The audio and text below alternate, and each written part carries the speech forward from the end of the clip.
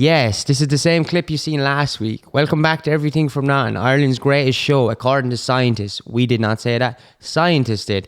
Thanks everyone for watching on YouTube or listening on Spotify.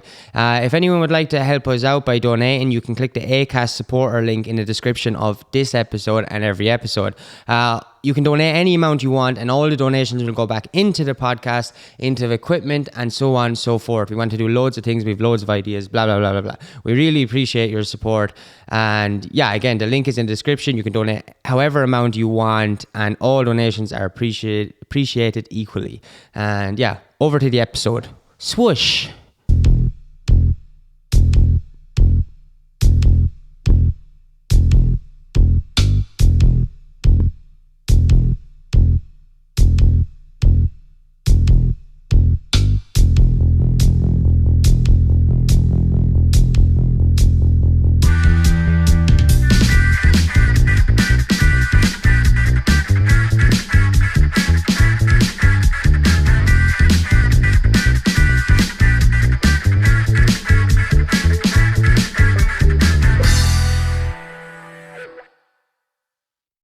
Welcome back to Everything from Nothing, Ireland's most. Are you all right? Right, welcome back. Yeah. We nearly lost everything. Everything that we built, we nearly lost. Yeah, everything nearly went to nothing. Yeah, turned to nothing in a second. Nearly wrecked the whole thing.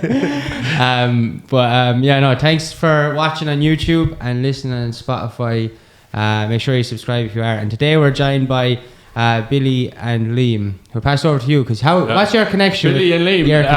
This is Liam and this is Billy. So I was in school with Richie, Billy's brother and Liam's son. So Billy described him yesterday as Richie was a bit quieter. I don't remember if Richie was quiet. The rest of you must be lunatics. Is it low? Liam. One thing I just wanted to ask you about was the hurling thing at the start, before we start. Yeah, like, were you a hurler, was it? He was a right good hurler. I did a good bit of hurling. Well, I read a thing about Micheál O'Mahurtic gave you an award. That was in 2013, wasn't it? Shanghai. Yeah. And then that's when I was reading up all the different things about minor hurling and school hurling, Dean Ryan, Harty Cup, the whole lot. You're captain Tip is right. Did minor team 54. Yeah. Like that must have been so. What was that back like? Was the hurling then like?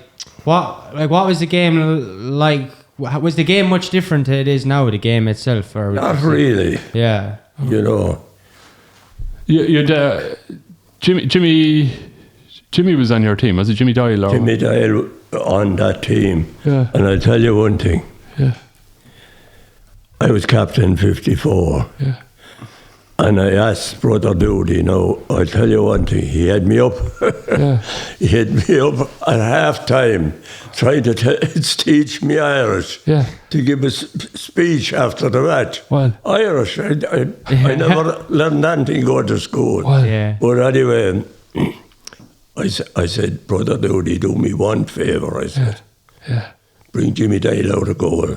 Yeah. And put him where John Murphy from Cashel is playing. Yeah. Because he's the only one that'll beat Bootman. Yeah. And no, he wouldn't bring him out. Oh. It cost us the match, really. Sure, So now, I have nothing to say against Brother Doody because he was one of the greatest of all time there. Yeah. But we're reading that year. We won the 2 years before that. Wow. And 52 and 3. Was it in the All-Ireland? What was All-Ireland? Yeah. Wow. And they won 3 after that. Yeah. Who was it against at the time? Who were Dublin. And were they like sort of always like like a few years ago, 2010, it was always Tip and Kilkenny. Would it have been always Tip and Dublin? No, actually, it was Dublin the year before we beat. Okay. Yeah. There was only 3 of the previous team on it. Okay, I was Michael Cleary, Ray Reedy and myself. Yeah. And Ray Reedy, Murphy from Cashel, I think John was his name. Yeah. And Jimmy. Cleary from mine. They were in a car crash coming up. Jesus. And not one of them hit a ball that day. You're joking. Ray Reedy was playing centre back, and They were in the car crash going to the match. going to the match. Shakers. And one of them didn't. Every one of them didn't hurl, and they were all great hurlers. Yeah. Ray Reedy was a brilliant hurler. Yeah. And they brought Ray out on the wing where I played and put me in centre back. It was the best game I ever hurled, but I had to hurl because the way the lads were going. Like, I know. You know. But after being in a car crash on the way to an All-Ireland. But if he had bought out Jimmy Dial that time, He would have done it. How old was Jimmy Dial then? Jimmy was only 16. Wow. Or 15. 15, sorry. In an All-Ireland. So he was in goals at that. I didn't know. Jimmy Dial played minor and senior Yeah. the one day. Wow, that's cool. But he was playing. They weren't playing in minor. They were keeping him for the seniors. Yeah. He was only 16 at the time. And to come near the end, they decided they'd have to put Jimmy in to win the game. And that's what they did, and they did win it. Wow. And he hurled senior as well the one day. Oh. Was that the following year, that in 55, was it? It would be, yeah. What was your first All-Ireland? What was that? 52. And what was that like? The atmosphere must have been electric, was Oh, it was unreal. it? Like, were you nervous? We used to be taken up. Actually, the year we were beaten, we were taken up the morning, and that's when the accident was. Yeah. The other 2 times I was on the minor team, Yeah. we were taken up the night before. And we would be taken out to the Artane and in different places just for the night and back in and would you be stay? What hotel would you stay in? Barry's Hotel. Barry's. And would you be having a few drinks the night before, or was that off limits? Oh no, I wasn't drinking at all. For the match. Yeah. But any of the lads, even before the All-Ireland, they wouldn't... No. Just completely... There was one, I think it was 53, Yeah. that we had to walk from Barry's Walk? into Croke Park. Why? Fully togged out. Where was Barry's Hotel again?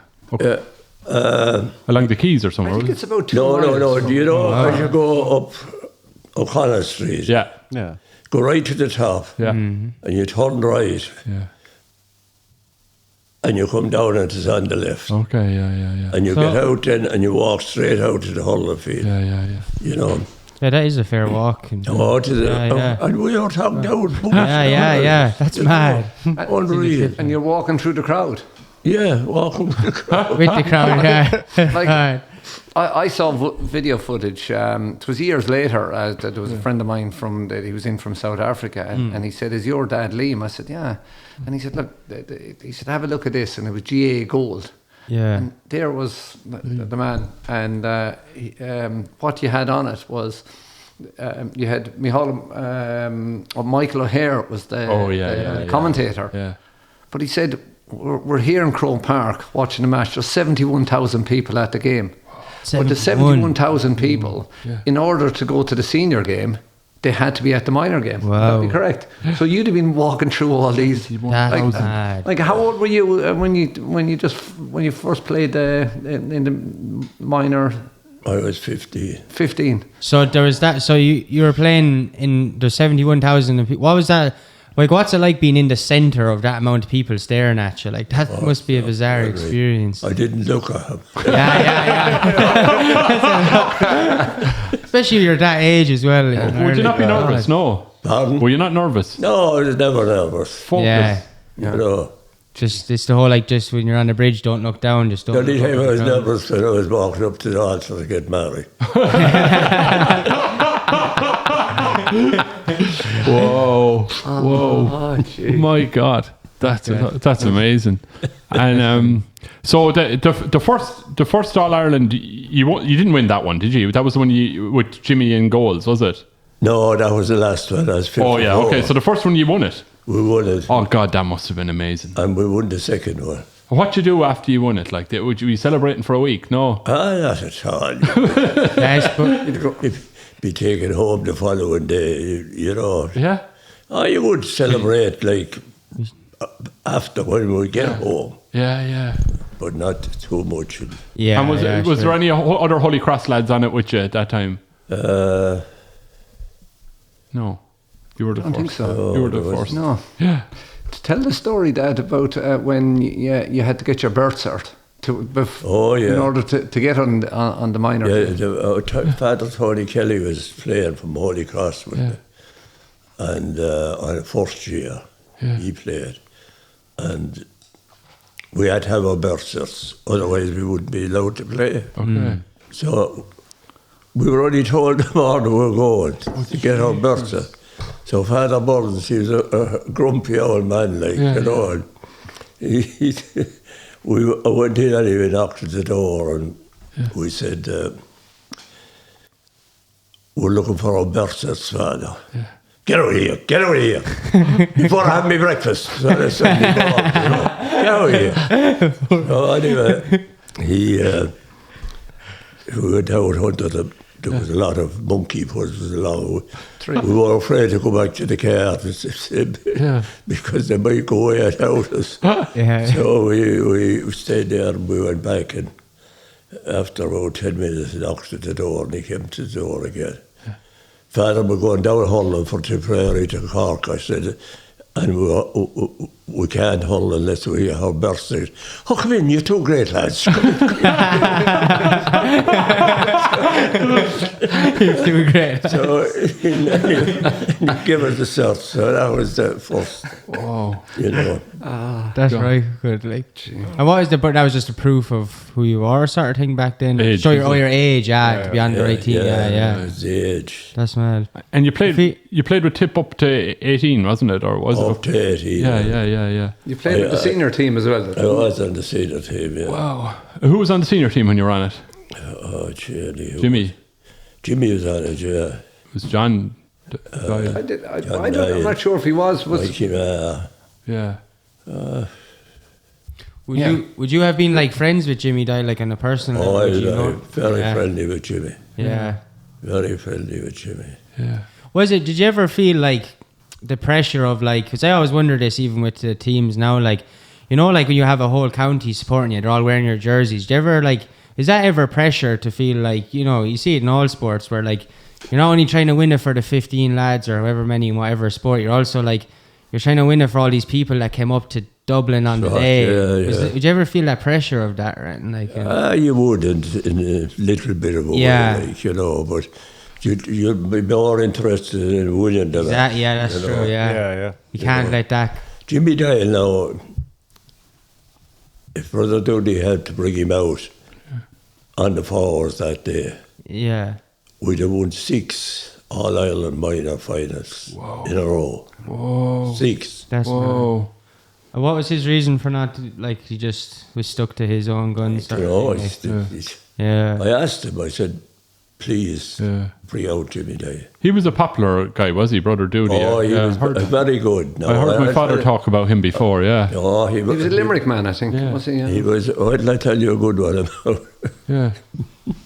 We were back and we were hauling, you see, train, we were up in the science room. Yeah. And then Oliver Barrett, Tommy Barrett's brother, was beside me. Yeah. And you know, little weights, he dropped one on the ground. Yeah. Come up here. Yeah. So next thing he went up, he took a couple of slaps in the head. A couple of minutes after, a whole box of mine out. And he looked down and looked. No, I'm not. You got away with it. Yeah, just because of Holland. Oliver wasn't Holland that time. So he was in trouble. Yeah. Out of the gas. So that went on back even then. If you were a hurler, you were elected. Oh yeah, but they were afraid you'd leave or something, would they? Yeah, that as far as books was concerned. Yeah.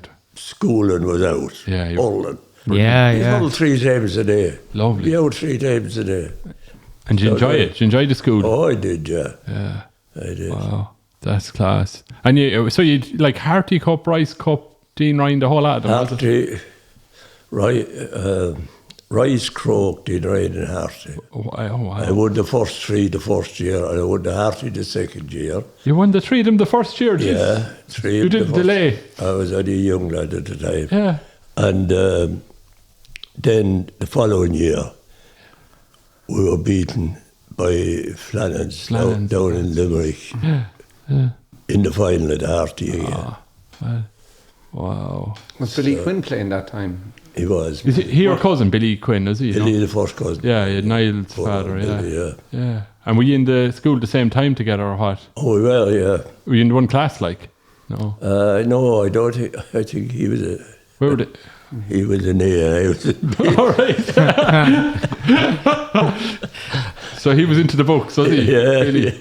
They were out in Ballinure somewhere, were they? That's where they finished out. Yeah. Where did they start out? In Mine or Halty somewhere? Out in Rossstown. Oh, yeah. Wow. He finished up in Ballinure. He married Mary Condon. Yeah. Then I had to go to Scotland. Yeah. You went to Scotland. What age were you when you went to Scotland? He was, 80 years. Wow.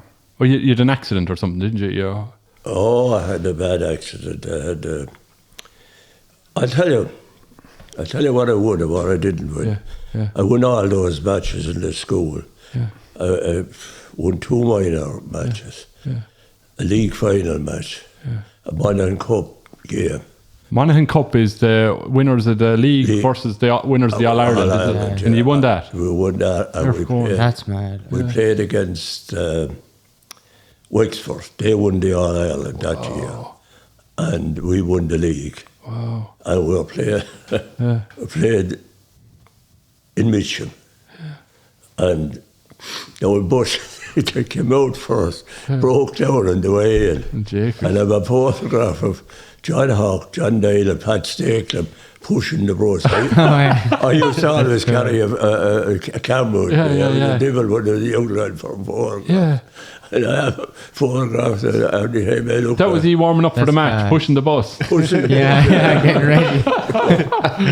So I went home anyway and okay, before we went, there was a guy from Borland and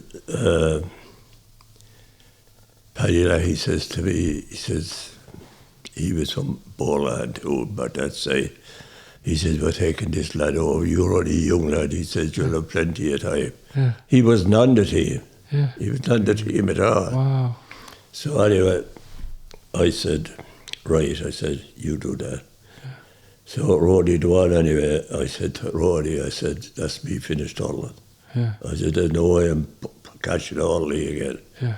And about 2 days after Rory, to the day before the match, going to England, he broke in the door and said, Quinn, pack your case, you're coming with us. Wow. So I went over, I wasn't even talking out. Yeah. And then he came on to me and he says, hey, Quinn. Yeah. He was the manager. He was the manager. Hey, Quinn. Turned over here on the holiday, we brought you. Talk off, he says, you're hurling. Wow. So I played in that match, the whole match, and we beat Wexford. Brilliant. That's class. That's a nice one to What have, position would you have played usually? Half-back. So you were good at the strong shoulders, so you were well able to jostle lads. The best, I played with some of the best centre-backs in Tipperary, Tony Wall, Pat Stakelum. And by God, Tony Wall was something else. Was he, yeah? Oh, he was brilliant. You know, he could see where the ball would be going and he'd know what you were going to do with it. And he'd be right behind you if you missed it. Yeah. And he was great hurler. Was it tough though? Was it like savage back then? It was harder than it is now, you know. Yeah, it was. It looked rough. There was no helmets or anything. Sure. Yeah. You didn't have to wear helmets or anything at that stage. Like, that only came in the last fucking 20 years or so. Even. Yeah. But the likes of Uncle Michael Maher now, it's Hell's Kitchen and John Dyer, they were never seen as dirty players. No. You know, they were tough players. They were never seen as dirty players. So Billy Burns, he said to Mikey Maher after the match one day, he said, you had a great game today, he says. Which said, no, I didn't hit a ball. And I neither the lad who was marking you. That's brilliant. It's true, that's true. And come here, so it was football you got injured in, was it? You were because that Tip as well? You were playing for Tip in football as well? No, it was judo football. We were playing Salahead, judo football. Yeah. And it was a draw. Yeah. And I was picking up the ball, you know the way you pick it up.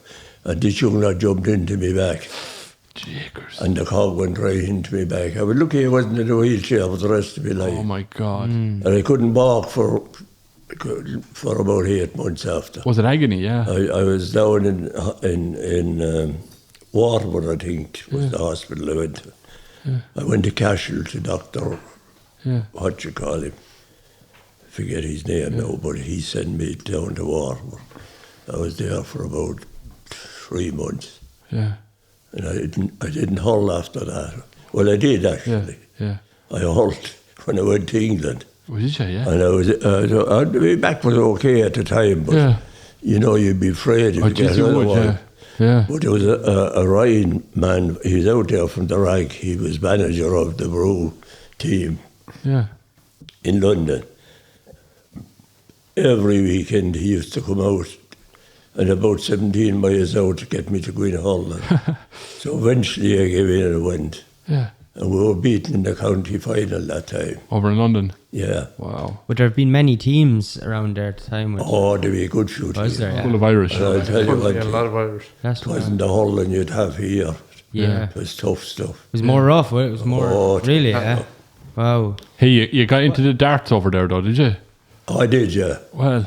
Why is it you went to England first? I was so curious about like. Was it just? What age was I? 22. And was that for work over there then? Was it? Yes, I worked in the Hamlin's aircraft factory. Okay, right. Wow. I worked in a lot of different companies. We finished up with our own. We worked for a landscape gardener, and we saw, myself and Jim Ryan agent, Yeah. we saw what we could do for him, we could do for ourselves. Wow. So we went to Cody Landscapes. And I'll tell you one thing, I was brought home here, the father brought me home, the brother wasn't well. Yeah. He brought me home to run the farm, and I said, I'll run it for a while, but I'm not staying, I'm going back. It was good twine. Then he said he was selling the farmyard, and he gave me the rest of it if I stayed. Now, I could make twice as much money in England as I could at home. Yeah. So I said I would anyway, I stayed at home. And, you know, just... Yeah. And what happened Cody Landscapes? Is that still going over in London now? No? Coney Heath was the name of the place. And we call it Cody Landscapes. Yeah. And did that keep running, that company, did it, over there? I did for a while after well, my friend kept going, fair play. But I don't know whether the son or what, I don't know, he's into it now, seeing something. Well, how'd you get into the darts over there? Oh, I'll tell you how I got into the darts. I was playing darts out in Sandwich one night. It was a pub out very near where I lived. Yeah. And the guy that won the Herefordshire, excuse me, the Herefordshire Championship the year before, I was playing him in the final. Yeah. And I beat him. Wow. And he was laughing at me. Yeah. And the next thing, there was a lower ceiling, you know, the rafters, the way they come down. And the boys caught me. And they thrown me over. I tell you how, I used to have to bend. They bust my head off. Really? Because you beat him? Up on their shoulders, they were putting them up on their shoulders. Oh, sorry, I guess. Yeah. Throwing me off. Yeah, so, then I went Tally to play in the final. Wow. Everybody... All the county guys, was it? You were playing in Ali Pally, yeah? I did. What's Ali Pally? That's the big darts thing that's on TV. Okay, wow. Christmas when they had Ali Pally. That's mad. You're playing in that. Jockey yeah. Just didn't know. I didn't recognise the name. Yeah, I played there once, but needless to say, I didn't win. All right. Okay. But who was there when you were playing? Jockey Wilson, any of these guys? Jockey. I played Jockey. I played Cliff Lazarenko. Wow. And I played Eric Bristow. This is mad. I played Eric Bristow and Jockey in Dublin. You're joking. And I played Cliff Lazarenko in Clonmel. Mother of God. And I was on a double against Cliff Lazarenko, and he had 147 to get, and he fucking finished it. Oh. And I'd have beat him. No. And three of them were world champions. Yeah, that's great. I loved the darts. I played darts in every county in Ireland. And I'll tell you one thing, we made more money, and do you know how many trophies I won? Well, 127. In darts or Yeah, in darts. Wow.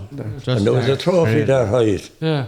And the tournament was for a chap that had asthma. Oh. And he fell on the road, and this car came along and ran into him, killed him. So they had the tournament for him in Dundrum. And I played poor old Jimmy Morris in the final, and I beat Jimmy. And I gave her the trophy. Yeah, wow. You know. Great. What about you, Billy? Any sports? I did. I've do a good bit of sports over the years, but I never made the heights in hurling of this man here. The sports he did filled his pockets. He'd better sport altogether, I'd say. Oh, here we are, Azerbaijan or something. Well, initially, I mean, what Dad was saying, I was in the brothers here in Thurles, and I ended up going to Ballyfin.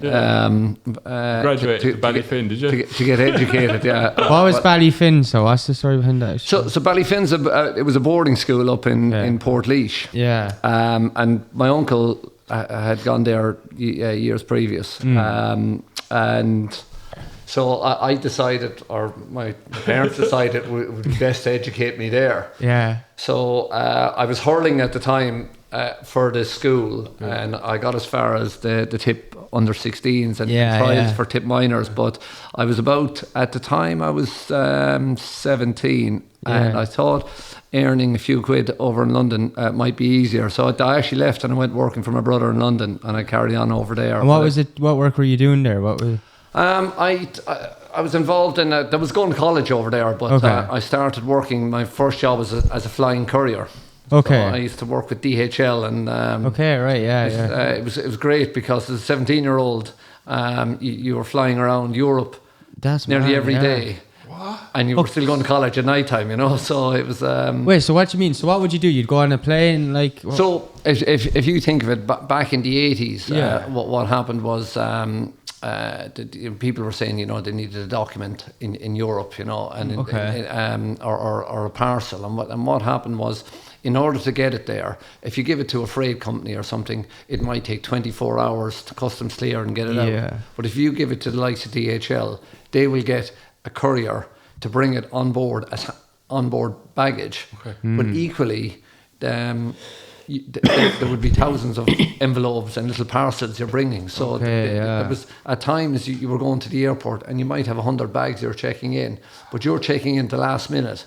You're getting on the flight as excess baggage, and then that's going to. I didn't know that was a system at all. That's how all the courier companies, made them. They just get lads to bring it on. Like, that's so interesting. And for us, it was fabulous because I remember when I had first gone to London.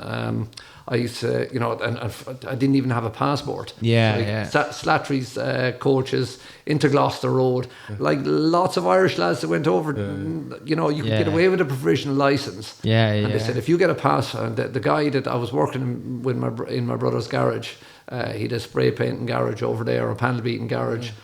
Making cups of tea for the summer and working with him, but this guy came in, Bill Hines from Cork. He said, Billy. He said, if you can get a passport, he said, we'll get you a job flying around the world for the summer. That's mad. So then I'd get a phone call, or I'd phone a few of the guys that I went to the boarding school with, and I said, lads, do you want to fly around the world for the summer? So they were coming over on the Slattery's coaches, and they'd fly, and I was getting paid to bring these lads on the flights as well. It's mad. There's more like jobs today that involve flying around but for that, especially that time, anything even before 10 years ago was like rare to come across something, especially when you're young like that. Like that's really cool. You must have loved it though. It was great. You know, you're coming from Ireland. It was fairly depressed in the 80s, and you're thinking suddenly you've got a job, you've got money. And I remember I got into Carlow to do engineering, but I was only doing it to keep certain people happy at home. So I said I got into I spoke to that particular guy from Cork again, and I said, look, is there any way I could maybe stay here and go to college? And he said, well, you're still a bit young, but he said what we'll do is we'll bring you in a scholarship. and that's more or less what they did. They got us into college there and spent 2 years in night school, and it was great. What were you studying? Logistics or something? I did, logistics and overseas trade. So that's what got me into the business that I've been involved in nearly for over 30 years now. So. Yeah, and you're in Azerbaijan now. Is that where you live? Is that yeah. So I was in London for a number of years and went off travel and did the all around the world trick, and did that for about a year and a half. So, and then I was working for P&O and various companies in around London and logistics companies, and I got a job with this company called Murphy. Yeah. And I thought it was the Murphy Greens or the Murphy Browns in London, because I was hurling at the time, and these guys wanted us to hurl. They hurled up in Ricelip with the juniors, but they basically turned around and they said, no, it's Murphy Ababiaka. It was actually a Nigerian company. But when I went in, it was all guys from London that were running it. And they said, we've an office in Nigeria, we have an office in Houston, and we've just opened up an office in Baku, Azerbaijan. And it was just after the breakaway of the former Soviet Union. It was one of the first breakaway states, actually. Okay. And if you think about it, Yeltsin, it was Gorbachev, our Nobel Prize winner. He had sent the tanks into Baku, and they shot up like a couple of thousand people in one night. Was that time? It was it was 2 years before, a couple of years before I went in there. Yeah. So there was still a bit raw with the Russian thing, and Ukraine would be very similar to what has actually happened in Baku. But then you fast forward, I went in to work for this company there, and then there was kind of a breakup in the company, and I was asked to, would I stay on and get involved in the other the new company, and I managed that and set it up and got a share in it, and ended up I bought out the other shareholders. Wow. But it was an interesting place all along, because we started off, there was only a handful of us, and we built it up into there was over 100 lads working for us, and great fun. And you bought out that company. Is that company still going now? Yeah, still. That's so the one you're doing. so we're about 27 years now we're working, and my brother he's the CEO and runs it. And what's your brother's name? Which brother? John. Oh, yeah, John. Oh, Jakers, I didn't know that. Yeah, so John said he was in the same class as yourself, as well. I remember John. Yeah. So we were only talking about it there the other day. And we're saying, so, and then I suppose when we were in Baku, we set up I had various roles down there, but one of them was the honorary Irish consul, and I thought that it might help a bit of business, bringing in companies, and I always kind of say that the Irish are a little bit like my waddy, whereby you put a little bit of us in and we spread. You have the Brits and the Americans, they go and conquer, but we turn up with 2 suitcases, and we've a great way of actually integrating. My waddy is the best way to conquer as well. You can't get once it's in, you can't get the orange back out of the water. There's probably that's a good my waddy. There's a bit of that. So and I think we're a great race for kind of integrating into nations. We're not one of these that just comes in and where we take over. I think because we've had our own little bit of oppression and kind of hardship, we kind of respect. We've got a great kind of empathy in that, on how we deal with with people. And I'd say the Azerbaijan people would have a similar kind of way about us, because we how will I put it, they're very much family orientated as well. Yeah, there's nearly this unspoken protection they'd feel just dealing with someone Irish, because you have this thing that they can relate on a sort of national level or something. I heard he was from I suppose Joe Brennan and Kevin Kelly and the Kellys and who else? They're all heading out there. Playing music. What's that about? Well, we brought this up. I think it was about 98. It was just after 97, 98 when I got married. We decided we'd set up the Baku Irish Society. And we thought, well, how will we do that? And we'll, celebrate. We were involved in orphanages out there. There was a couple of our friends. They were working for various contractors out there. Kents were out there. MF Kents. And there was one particular guy. He was doing a lot of work with the orphanages, and he was doing it himself, and he was pulling in contractors. So I came up with a brainchild. I said, look, John, his name was John Cronin from Belmullet, big Mayo man. Yeah. Mayo, gas man. You remember John? What a character he was, and still is. Yeah. So he said, the very unassuming type guy. He did all the work himself, and I said, there's more to be done here. Yeah. So we set up the Irish Society, but we did it under the auspices of raising funds for the projects that he was involved in. That was the initial thing. So I thought, how will we do it? So I remember I rang Joe Brennan, and I didn't know Joe at the time. Joe played at me 21st. Did he? Yeah. He did, yeah. Oh, what a man! What a guy. Well, you rang him anyway. Yeah. So I rang him and I said, look, would you come out to Azerbaijan? And he went, what? He said, where? So he eventually looked at it and he said, geez, fair play. And he said, he sent over a contract initially. I said, Joe, I'll sign that up and whatever you need to do. And to be fair, there was himself, there was Tom Dorn, there was himself and Tom came out initially. Yeah. But the guys, they charged us for coming out, but they gave all the money back when they saw what they were doing. Yeah. So they bought into it immediately, and we would have an Irish night, and the Caledonian Society, which was the Scottish Society, would actually have a similar night. So we might have 200 at one of our gigs, and they might have 500 or 600. Yeah. But the Irish would actually raise more money. That's, so we're great givers. Now, to put it into context, I suppose, over the years, so it went, and it's still going on, but over 21 years, we have had so many people from Thurles and kind of mid-tip and the area come out. Wow. As you said, the Callies. As part of the project fundraising? I've heard of that thing as well. I didn't know that was you at all until he was out there. Because I play music myself, but I was never out there. But I've heard loads of people about going out to Azerbaijan. And I remember thinking, that's pure random. Why are they going? I never knew the story of why people were going out there. So it's really cool to hear that. Yeah, and when they were coming out, it wasn't a case of they were working. So they'd go and they'd play in the orphanages and they'd play at the gigs, and we'd have a bit of crack as well to be a good sing song. But the guys, they never got paid for coming out. We looked after it. The likes of Stykes McCormack. Oh, yeah. Maybe I thought that was a great story when Stykes came out.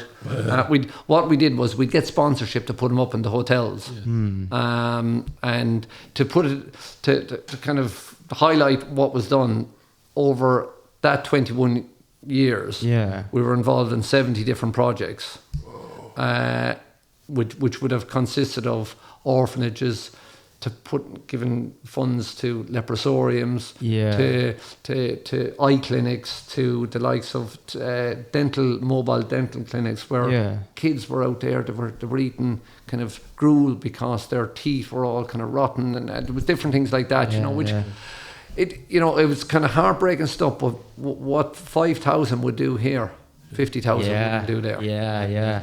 That's amazing. Actually. Yeah. So, but look, it was our my body thing. I think we handed it back.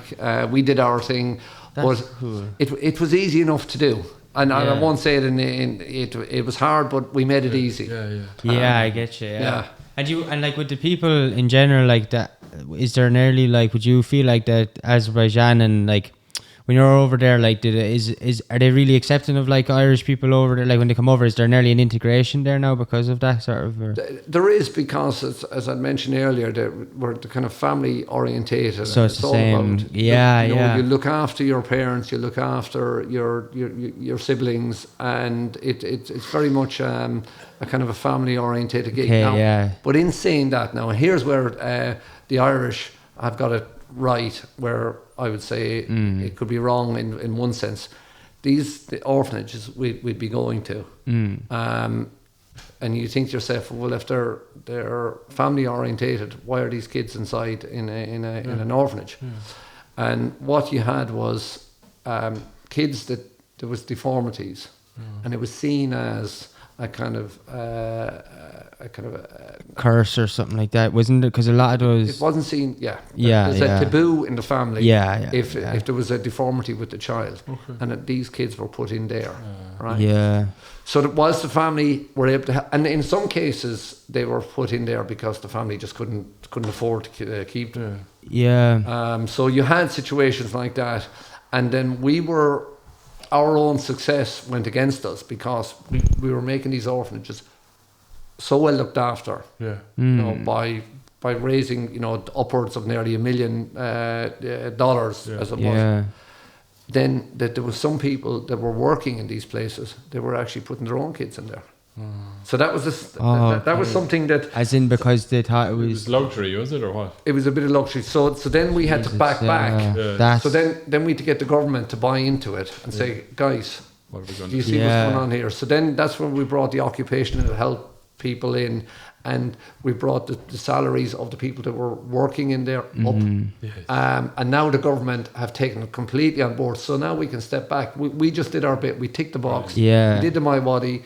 We handed it over. And plus the government at the time, they didn't have the money because it's an oil state, you know, with the hydrocarbons between the oil and gas.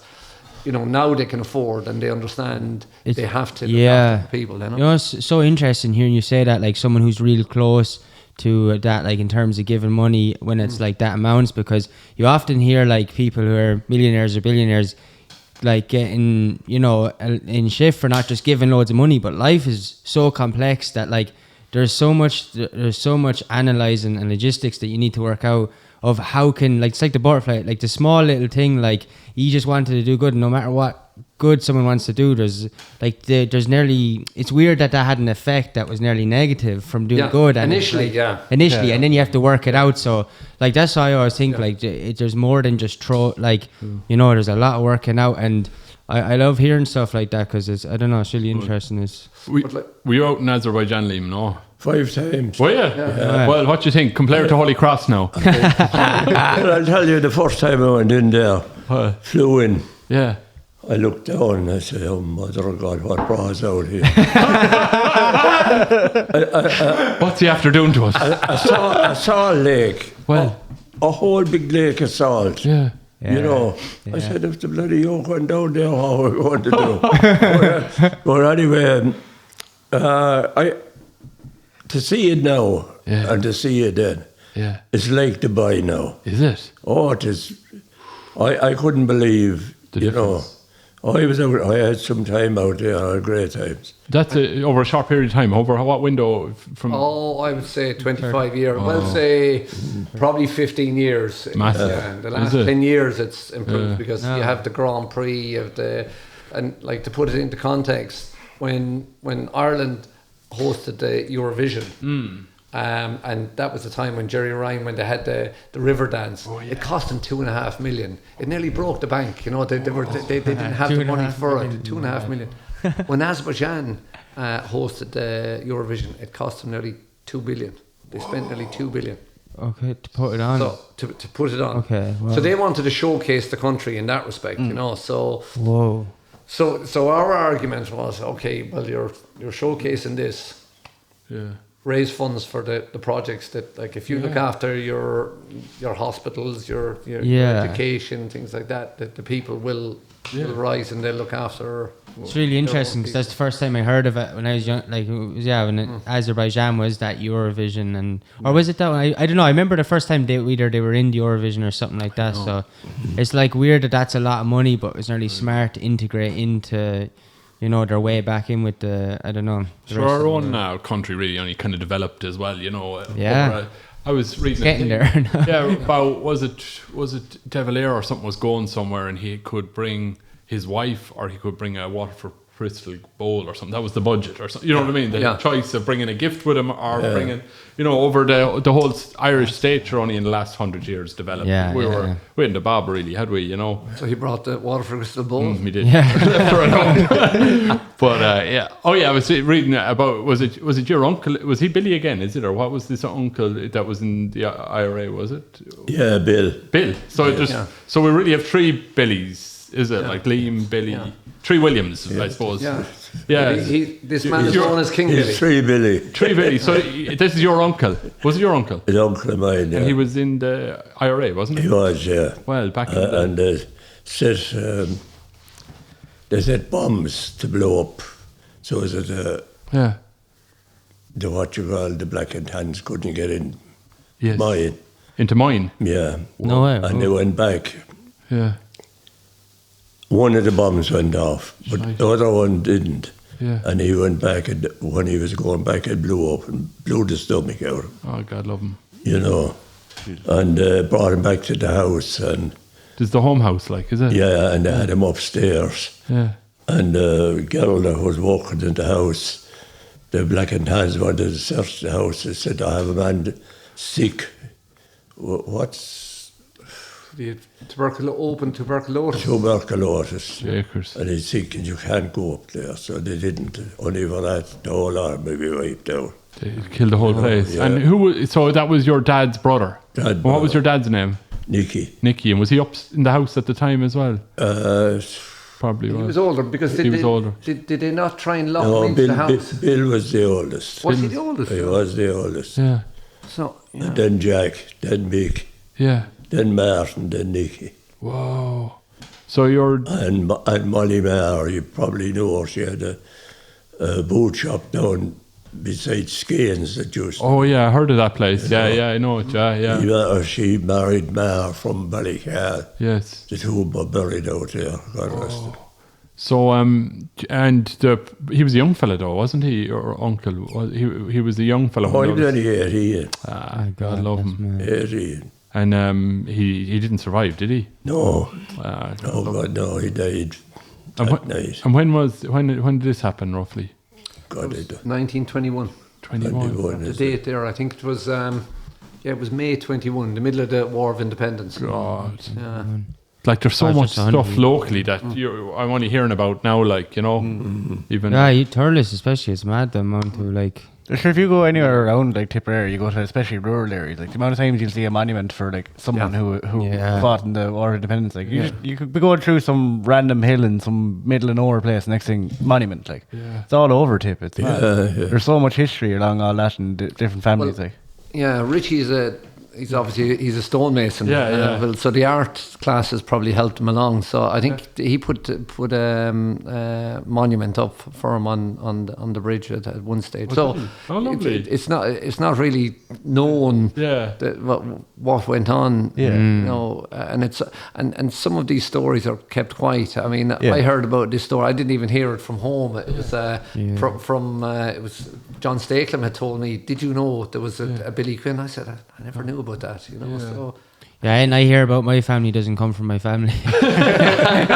I want to hear stuff later as I get older, hearing from my family's friends or old friends. But yeah, it's interesting that like. And were any of the rest of them? Did you hear any more? Any of the rest of them? Then after that, that was the end of the Black and Tans kind of haunting the house and all that kind of thing. Oh, yeah. There was no more trouble. Oh, no more trouble.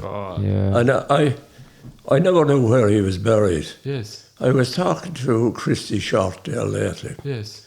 And Christy said he's buried across from the Palatine's College. You know that little graveyard down there. St. Mary's there. St. Mary's. He's buried in there. So is the chapel. And I'd love to go in, but I'm not able with the legs I have to look around and see. Oh, You know, they couldn't bury him with the Quinns because, you know, they'd probably guess what happened. Yeah. Wow. I think they said it was a burst appendicitis. That's was the mortuary card that they put out there. Yeah.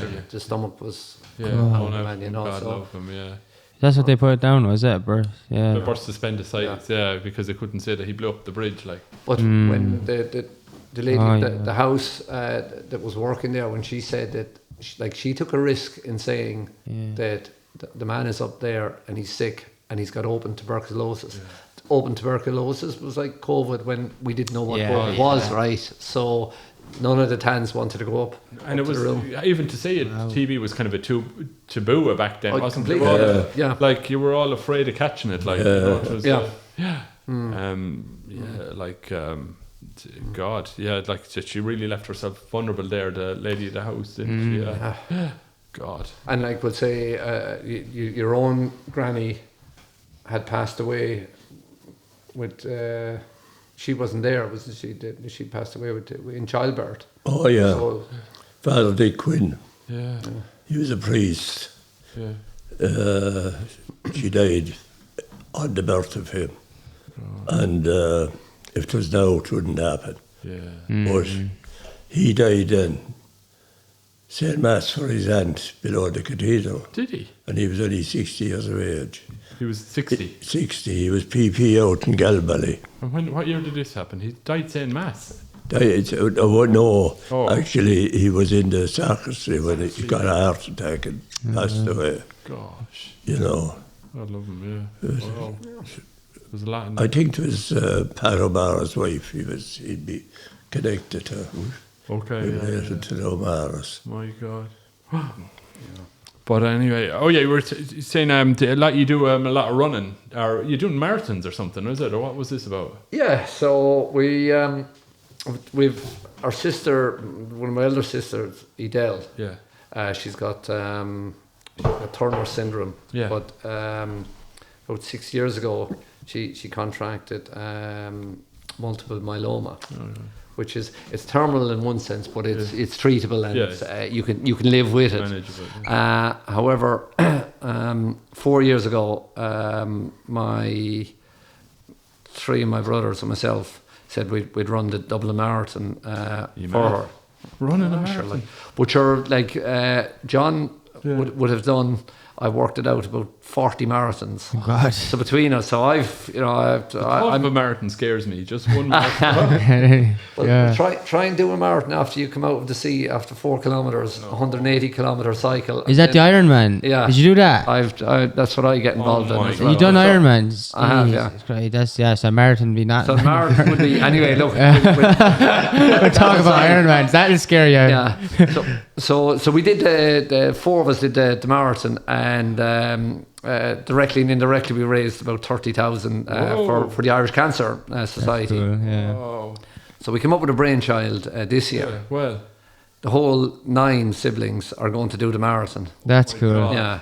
For Edel, and Edel, we're going to push Edel in a kind of a wheelchair to get her through it. You know? That's so cool. who's that? Richie going? Richie's doing it, yeah. Is he So in training? it's live on. Well, he's starting training now. Yeah, he is. He did a couple of little runs. So Is everybody in training? Yeah. yeah, we're all into training. So what we're actually going to do is probably 6 of us are going to run it, Yeah. or 5 of us going to run it. Yeah. And loop back, because we'll have certain times we're going to do. We'll loop back, but Edel will be pushed by a few of the brothers that Richie maybe being one of them that mightn't run it, but he'll walk it and bring Edel. Yeah. So they have to finish it because they can't leave Edel on her own. Because Edel is such a strong character herself. She'll drive him, but she'd end up pushing the wheelchair. Would that be correct? Yeah, or she'd use the wheel. So we're trying to emulate what we raised before and take it to a different level, you know. So When's this taking place? the 30th of October. Man, I'm nervous for you. Where's you're getting tired thinking about it. Yeah. It's there's a thing with marathons, of all the people you see running out in the road, just doing your little 5Ks or whatever you do. There's only 1% of runners have ever done a marathon. Really, yeah. So. When you go that long, even when you did an Ironman, like what's that like in your head for even, like, because like it just takes hours. Like how many hours altogether did an Ironman take you? 11 hours, 12 hours. That's up to 17 hours. There's a cut off at 17 hours. So like no one, like we don't do any tasks. Anything we do, whether it's work, you know, even sleep is only 8 hours. Like what is it like doing that one thing, like, and focus on that one thing for that long? Like how do you stay in your head or keep pushing? Like is it? Well, I remember even when I was training for the likes of the Ironman, you know, it takes a couple of years really to train for it. You know, you're building blocks. So it's not a case of just, you know, you'll go out and do the Tommy Tiernan when he did the run, you know. You've actually, you know, you got to put in the training. But I remember I actually did a psychological course Okay. in order to get through it. Yeah. So what you're doing is when you're at a low ebb and you're trying to get over the wall, as we'll call it, or is it, because you're going to hit the wall a few times and you're thinking, oh, I'm going to give up here. And you've got to think, well, who are you doing this for and how are you doing it? And I remember, you know, Edele's, my sister Edele, when she had her own issues, we're saying, well, she can't do it, but I can do it for her. Yes. That's so, cool. So that was in your your own reason. head, you know, Yeah. and then you'll just get over the next stage. Yeah. And it's similar to when this man had us out working on the farm. You know, he said just get on with it. You know. Yeah. There was You just do it like. Yeah. What were you doing on the It's true. farm? What were you doing? What had you doing? Put a wheeze out of bees. Well, And Martin. What's this he said? Martin saw me coming anyway. He was walking, he wasn't pulling on, you know. Next he got out, come on lads, pull fist. Come on lads. That's very good.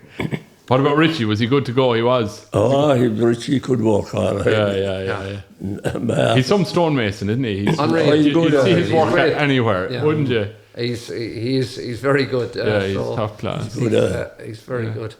At his own way, like he'll take his. Yeah, you know, but he'll do it right though. right. It has to look the part, like, you know. But you were talking about on the farm, you know, Yeah. what we had was we'd sugar beet and what we do in the morning, we get up, and our summer holidays consist of, you get up, you milk the cows, and you went out and you went weeding for the day or hoeing beet, or you had, with all the farms that you had with the sugar beet and the con acres. Would you sell it to the factory at the time? Into the factory, and so I saw the sugar tapes, and I've seen your other podcasts on this, and I kind of we'd relate to all that because we were brought up through campaigns and everything. But a funny one that I found about the sugar beet was the lads from Thurles used to come out. We were a mile of the river shore on the farm. So in Thurles they used to go to Our Lady's Well. But they'd come out to Holy Cross and they'd want to come swimming we had this place called Pound of Paste and Dickie Wallace's, two little kind of pockets that they could swim in. And we had a little raft and different things. And the boys just wanted to come out and do this. And we said, okay guys, listen, you can come out, but you have to come weed and beat with us. No way. That's right. Pulling the weeds, right? And that was, you know, as long as we did our, this man inspected our drills. As long as the drills were done, it didn't matter. So did you know they had lads doing the for them or anything, like, would you? Well, the boys couldn't swim unless they worked. Okay, yeah. I'll tell you one thing, when these were young lads, what they got up to wasn't worth getting up to. Martin went out, I went out and I had calves and Martin went out to feed them anyway. And I went out anyway to see. They were drowned. What? They were drowned. Drowned? Yeah, they were drowned. They thrown the milk over them. What? And I said, what the hell did you do to the... Oh, he says, John Dick told me to throw it on top of him to sink in.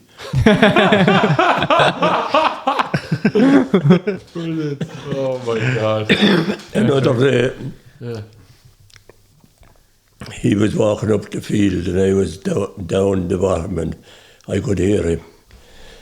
Fucking cows over at Abbey every morning. I want to bring you in, and you're outside the door. And Billy wants to bring you in. Billy would drive him up to the door before he go to bed. Oh man. That's funny. Oh, stop the real. Would you? What were you gonna say? I was just saying, you must have some crack on that farm, boy. Oh, stop! There's something else. And was there a machine for harvesting them, or you did back then? Yeah. I had our own harvester. I remember one time you'd go to other farmers as well that maybe had beet, and we'd hire our services. Contractors. And myself and Martin, we'd be nearly a same year twin, as we'll call an Irish twin. He wouldn't be that much older than me, or younger than me, should I say. But we were, this same lad, this John Mardick we were talking about, he was a good man, you know, but he said that would we pick all the tops? So the sugar beet harvester would go around collecting the beet, but they would drop certain beat would fall out. Okay. They would be all over the place. Okay. So we'd drive around in a little tractor, and we were only 12, maybe 11 and 12 at the time, driving around the tractor, around the field, collecting the beat, putting it in piles. And this would be over Christmas, so it was cold. Yeah. It was a tough, there wouldn't be many people doing it. So we spent 2 weeks at this, lifting all the beat. And anyway, he came along, and it was in the early 80s. And he came along, anyway, he handed both of us a £5 each. Now, a £5 in 81 was the equivalent of, for another £2 we'd have bought a new bike each. Wow. So it was a lot of money, So, and of course, the way we were brought up to say, no, John, I can't take that money if that's okay with you. Yeah.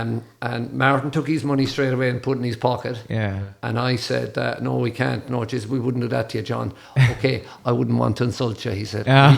He put the money back in his pocket. Wow. That's 2 weeks of work. Oh, no. So, that's a life lesson, huh? I had that experience when I was younger as well, saying no, it wasn't anything like that. It was just even over a £5, but just now, I remember when I was younger, I felt like I had the polite thing to do is say no, and they were like, okay, so they put it away, and I was like, oh, I did learn, and never again. I was like, never turned it down I used again. to hate that ritual of, go on, all that. Well, I used to say to my mother, I'm taking money if they're giving it to us. Straight away. Straight away. Nowadays, it's kind of different. I heard a funny story there. I was in Portugal some weeks ago, and there was a father, Jim Moore. I'm not sure if you've ever heard of him.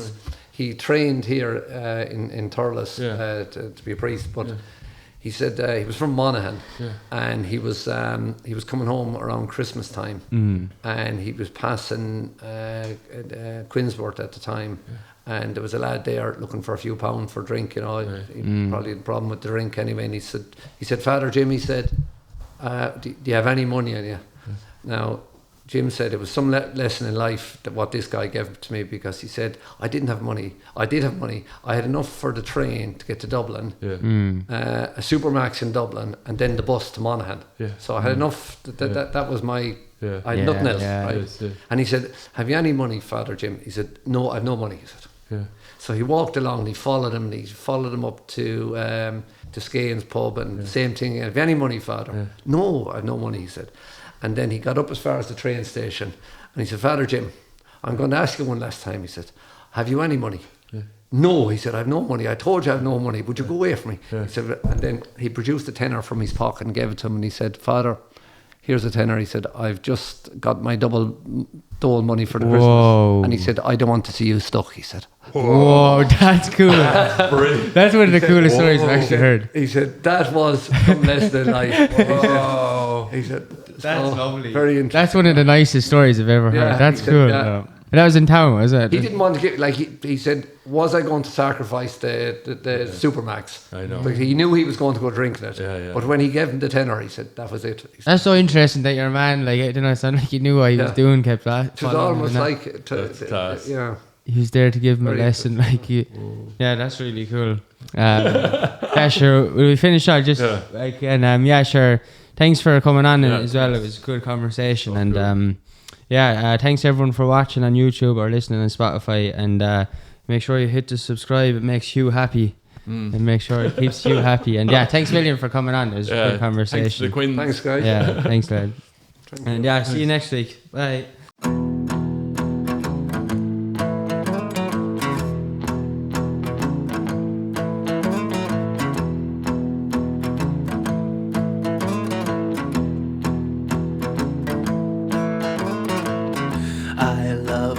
Taste of strawberry medicine as it runs down my neck. I feel it draw me in, and when it settles on my mind, just know you'll find me there inside.